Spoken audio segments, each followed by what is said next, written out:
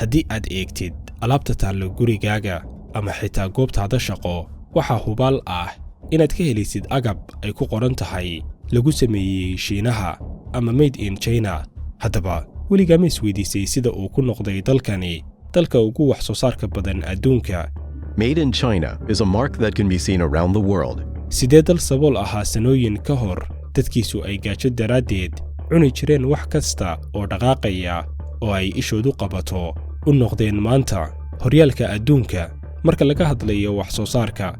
heer dalalkii reer galbeedku ay si ama kaag ama layaab ku dheehan yahay isha ula raacayaan wax soo saarka xawliga ku socda ee uu maalinba maalinta ka dambaysa Shiinuhu ku tallaabsanayo. muuqaalkeenna maanta ayaynu ku ogaan doonnaa sirta ka dambaysa oraahda made in China ama lagu farsameeyey Shiinaha. magacaygu waa Cabdiraxmaan Cumar, halkanina oo waa Bari Media. ku soo dhowaada daawadayaal muuqaalkeenna maanta. inta aynan u gelin muuqaalkeenna maanta ha ilaawin inaad sheer garaysid, sidoo kalena haddii aad ka heshid muuqaalka aad leeg saartid. haddii aad nagu cusub tahayna nagu soo biir oo ka mid noqo bahweynta nagu xiran. assalaamu calaykum waraxmatullaahi wabarakaatu. madaxweynihii hore ee Shiinaha ee la oran jiray Deng Xiaoping ayaa loo arkaa inuu yahay naqshadeeyaha qorshaha isbeddelka dhaqaale ee Shiinaha.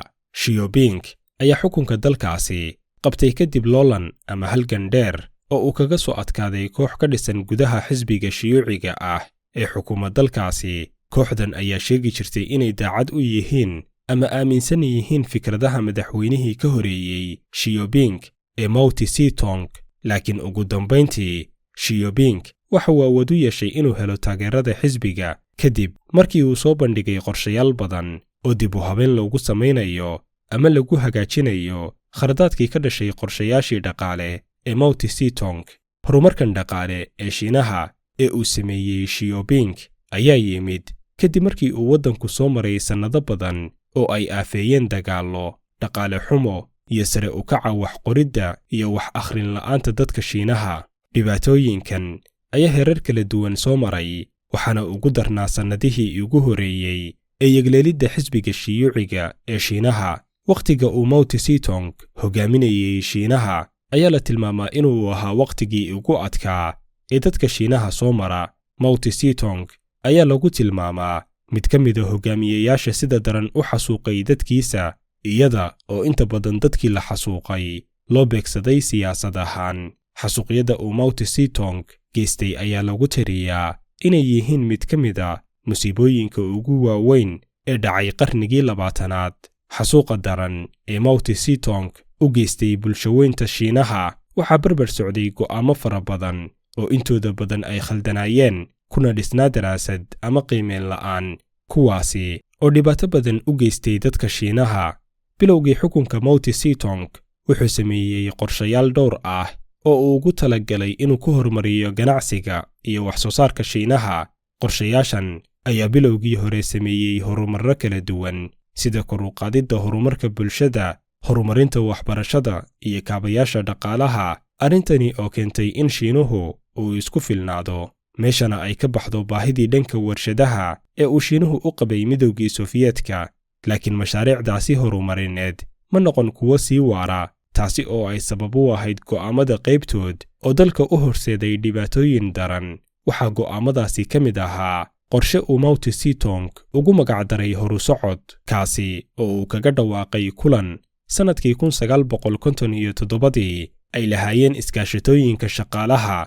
Mao Tse-tung oo ay saameyn badan ku yeelatay qorshayaal uu qaatay hogaamiyihii midowgii Sofiyeetka ee wakhtigaasi Stalin, sida qorshihii midowgii Sofiyeetku uu dhaqaalaha Maraykanka ugu gaarayo muddo 15 sano gudahood ah, ayaa uu Mao Tse-tung kulankaasi ka sheegay in iyaguna hadday yihiin Shiinaha ay 15 sano gudahood ku gaarayaan dhaqaalaha Ingiriiska. qorshaha Mao ayaa ku qotomay in laga faa'iidaysto tirabadnida dadweynaha Shiinaha si loo gaaro korukac degdeg ah oo xagga dhaqaalaha ah, balse qorshahaasi wuxuu ahaa mid saameyn daran ku yeeshay dadweynaha Shiinaha, iyada oo inta badan dadkii ka shaqaynayay beeraha lagu khasbay inay ka tagaan xirfadoodii beeraha si ay uga shaqeeyaan warshadaha iyaga oo aan lahayn wax khibrad ah. Siyaasadahaasi waxay horseedeen hoos u dhac weyn oo ku yimid wax soo saarka beeraha iyo sidoo kale hoos u dhac ku yimid xoolaha, waxayna taasi sababtay macluul ama gaajo daran oo ka dhacday Shiinaha. Heer dadka Shiinuhu ay gaareen inay cunaan hilibka bini'aadamka. Gaajadan ayaa socotay ilaa sanadkii 1962 iyadoo lagu qiyaaso dadkii gaajadaasi ku naf waayey ku dhowaad 25 milyan oo qof. Xi Jinping ayaa xukunka la wareegay 2 sano kadib dhimashadii Mao Zedong, wuxuuna bilaabay qorshayaal uu wax kaga bedelayo habka dhaqaale ee dalkaasi, isaga oo ka dhigay dhaqaalaha Shiinaha dhaqaale furan sida kan reer galbeedka, halka uu markii hore ka ahaa mid uu maamulo xisbiga hanti wadaagga ee dalkaasi ka arrimiya. Siyaasaddan cusub waxay u oggolaatay shakhsiyaadka inay maamulaan shirkadahooda iyo mashaariicdooda gaarka ah, iyada oo aan la xadidin maalgashiga uu qofku samayn karo. Dhowr sano kadib markii uu xukunka qabtay, Xi Jinping ayaa booqday dalka Maraykanka, isaga oo dib u soo celiyey xiriirkii labada waddan. Xi Jinping ayaa bilowgiiba sameeyey 4 qorshe oo waaweyn. Qorshayaashaas oo kala ah horumarinta warshadaha, beeraha, cilmi baarista iyo tiknoolajiyadda, iyo weliba difaaca qaranka. Ninkan ayaa markii ugu horeysay meesha ka saaray maamulkii uu xisbiga talada dalkaasi haya ku maamuli jiray beeraha iyo wax soo saarka beeralayda, isagoona u oggolaaday beeralaydu inay maamulan karaan dhulkooda iyo inay wax soo saarkooda si xor ah ugu iibsadaan suuqyada. Tallaabadan oo kor u qaaday wax soo saarka beeraha ee dalkaasi. Sidoo kale wuxuu dawladaha hoose u oggolaaday inay maalgashtaan mashaariicda horumarineed ee faa'iidada leh si kor loogu qaado dhaqdhaqaaqa ganacsi. Ganacsiyaduna ay u helaan maalgelin dhaqaale. Dhanka ciidamada wuxuu doorbiday inuu horumariyo wax soo saarka dhanka ciidamada ee dalkiisa si dalkiisu uu isku filnaansho u gaaro, hubkiisa iyo saanadiisa kala duwanna uu u samaysto. Waxa uu sanadkii 1985 dhimay tiradii ciidanka ee dalkiisa.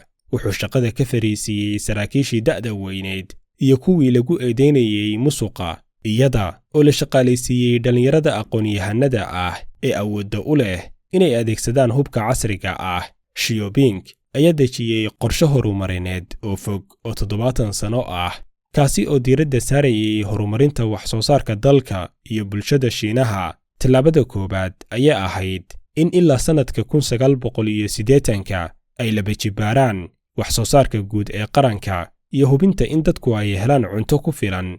Tallaabadan ayayna suuro gashay in la xaqiijiyo dhammaadka 80-maadkii. Tallaabada labaad ayaa ahayd in 4 jeer la kordhiyo wax soo saarka guud ee dalka.